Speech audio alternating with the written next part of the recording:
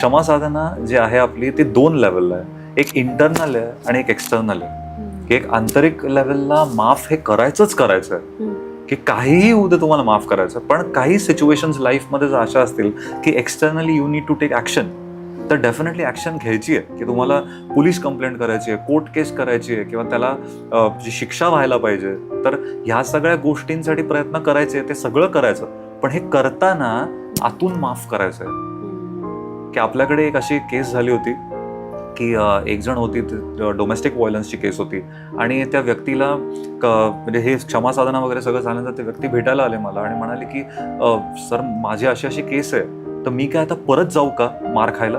पण मी माफ करू म्हणजे काय करू आता? परत मी जाऊ तिथे आणि परत ते सगळं अनुभव? म्हटलं बिलकुल नाही. आणि त्यांची ना जवळजवळ 6 महिन्यांपासून कोर्ट केस चालू होत्या.